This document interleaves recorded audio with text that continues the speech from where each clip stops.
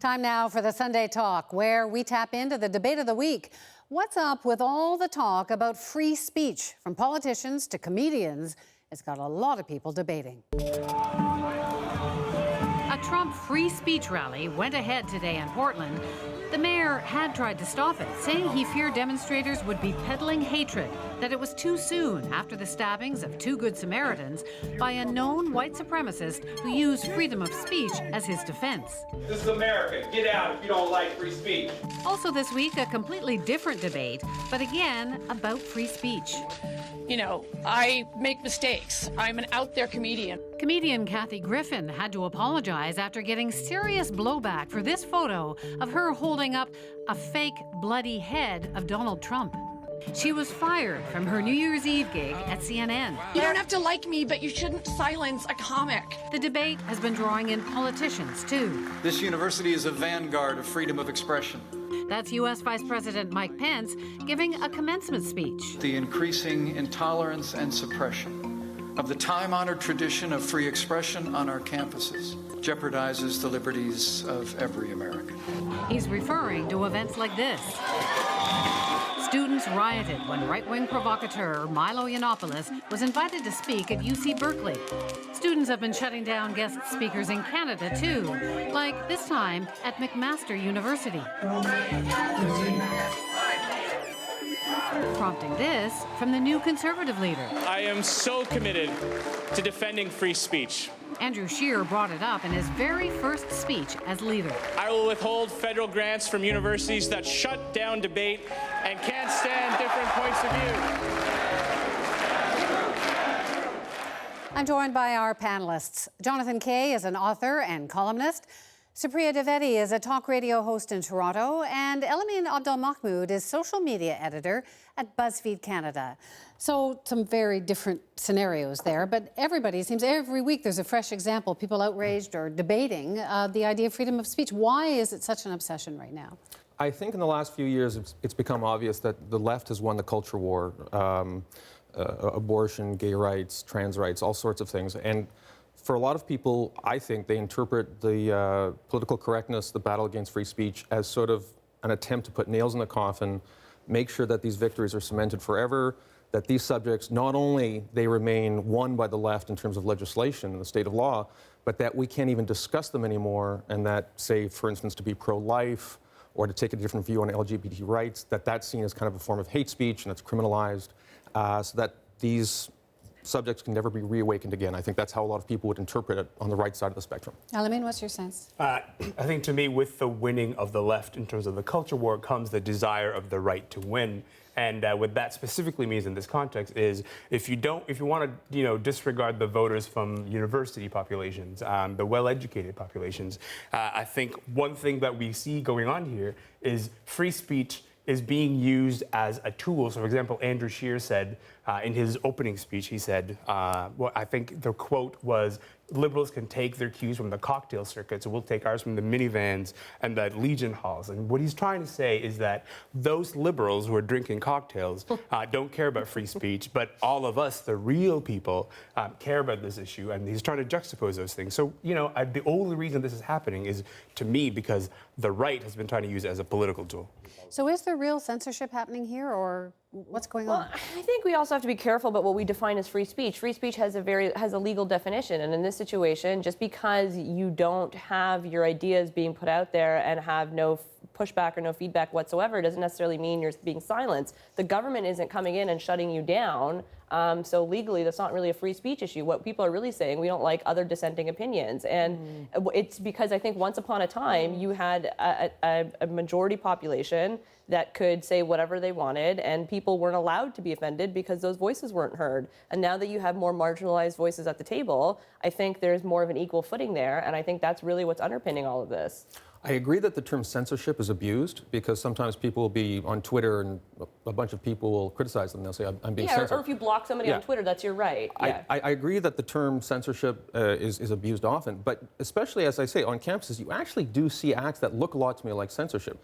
Like you have students who are taken up on disciplinary charges because they might advance views that are unpopular. Or you will have certain clubs, this has happened, especially at the University of Alberta, I think is an example, clubs lose their funding, and in many cases it means they actually can't promote their message because a local student union deems that their message is politically unfashionable. But why should they have the right to have any sort of club on campus? Like, I don't have the right now to talk about keeping up with the Kardashians, no matter how much I would like to do. Well, and the CBC is well within the right not to ask me back on the panel if I did that. I like to think you know that I'm not talking about the Kardashian Club, which is awesome. Yeah. I'm talking about clubs promoting unfashionable viewpoints on bioethics or on politics or sometimes it's But I mean, student unions make up their minds based on the values that they were represented at the time, right? Like, they're under no obligation. This is dangerous stuff. I mean, if you talk about, because 60% of us have these values and 40% of us don't, sorry, you've been outvoted. Like, in every era where free speech has been debated, it's always been unpopular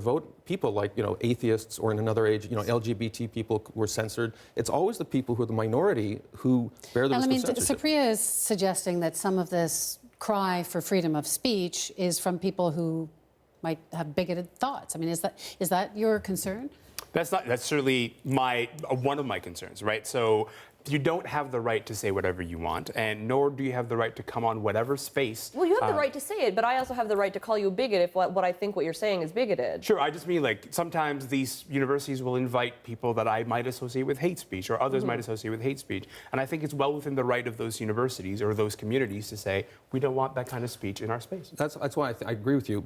I think the word censorship is abused. Sometimes it's about political correctness. So, for instance, you were talking about the great other, in the United States, they might call it flyover country, yes.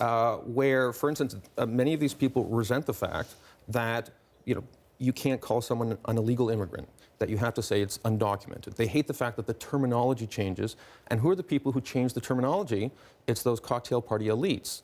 And so sometimes when people talk about political correctness or censorship, what they're talking about is the idea that there are people on campuses. But you can still say illegal immigrant, right? And many people. But you get called a bigot. Sure, okay, but that's a change in how much all of us have microphones now. It's not about any sort of legislation trying to say you can't say. But you can see why they resent it, right? Yeah, but it's also saying like let's make America great again. Like, great again exactly for whom? Back at a time when you can use the N-word indiscriminately at a party, like that's so quite an extrapolation you just made there. No, how so? I mean, you're essentially saying that illegal immigrants, once upon a time, that was a term that we were all able to use. Yeah, once upon a time we were all able to say N-word too. Or again, that's quite an extrapolation. I'm just saying that the people who complain loudest these days about political correctness, one of their complaints is that the commanding heights of culture and language are dictated by people. Well, and I guess social media, you're suggesting, has had a huge influence because it's not just a bunch of that's right, like white guys controlling what gets said. If you listen, if you fail and if you make a mistake publicly, you will hear from a lot more people than you used to. One, I don't think that's a bad thing. I think it's good. And two, I don't think that's a restriction on anyone's freedom of speech. I think culturally speaking, we've gotten much more comfortable with saying this is the stuff we like, this stuff we don't like. Social media tends to trend a little bit liberal, but I don't think that means that this is a mobbing, that this is a restriction of free speech. The rally today in Portland, there's a keynote speaker who has a background as a white supremacist. They're calling out, they're feeling censored, that they're, as John says, but extreme versions, that they're not allowed to say certain things. Do you think, are people being censored? Like, is freedom of speech really under threat right now?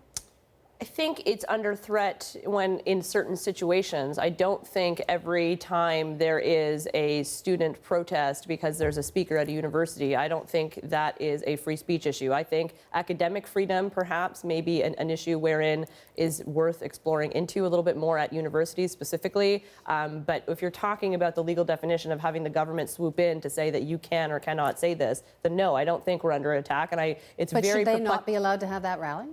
Look, I think ultimately the mayor of Portland should do whatever's best for his own constituents. And I think given the fact that there were people that were murdered by a white supremacist just a week ago, the optics of holding this type of rally isn't the best. Have it later, you can, or not have it at all, especially when you're getting into safety and crowd control issues. Murdered by a suspect who allegedly, in the courtroom said this is a free speech issue. Yeah. This is not the time to have a counter rally that says, we should be allowed to say whatever we want.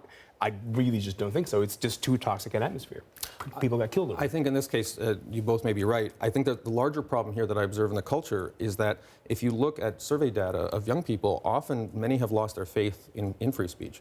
There was a great article about a month ago by Lauren Heuser. She's now at the National Post. She wrote it for The Walrus, talking about this disturbing data all across OECD countries where young people, they say, they're asked the question, do you think people who have these unpopular views, should they be allowed to say their piece? And you have 30, 40, 50% of young people saying, no, they shouldn't. That to me is very disturbing because it means the end of debate. Is that disturbing to you? Yeah, look, I do think that that's a troubling finding. I think we should always allowed to be wrong. And I think you should be allowed. You're not allowed to express yourself. No, I mean, I'm saying that a university has the right, or any private club has the right to say, I don't want you saying this within, because it doesn't go with our values. And I think as long as the government isn't interfering, then your free speech isn't being dealt with. Yeah. I was going to say, also show me a 19-year-old who thinks their parents are right and they should be able to be wrong. Like, I don't think that existed. I don't think that's ever existed. What about? I think both sides think they're right. I just hate the idea that one side has the right to shut the other side up because they say. Even Kathy Griffin? Kathy Griffin, I long for the day, this is a bygone age, when you could say to somebody, that was a stupid joke, I don't like it, go back to the drawing board, think of something funny, but you don't end up having millions of people mob them and turn them into somebody who's like akin to a Nazi. I mean, that was just over the top. Right, well, that's a medium problem because you didn't, even if you had to write 1,000 letters to someone to be like, I really think you're wrong, now being able to fire off a tweet is just a much quicker process. And I'd like to remind people, Louis C.K., great comedian, he has a hilarious routine about kids who die from peanut allergies. It's very good. And it's super hilarious, but someone decided we're going to go after this person, but we're not going to go after this person. Well, it feels very arbitrary. The severed, bloodied head of a sitting president. I know that's exactly the same thing about saying an edgy joke when you're on the So it's the difference between a picture and a not a picture? I mean, to my mind, killing a kid with a peanut I don't agree with the mobbing, if we're going to call it that here either, but because I think people, again, have the right to be wrong, and once you express some sort of contrition or regret, you should be able to carry on with your career. I think Sachi Kool wrote a really good piece in BuzzFeed that was essentially just saying, comics like Kathy Griffin, they're just no longer with the time. Like, they're just not funny anymore. And it's like, get out of the limelight already. We are out of time. Thank you so much. I have a feeling this debate will continue.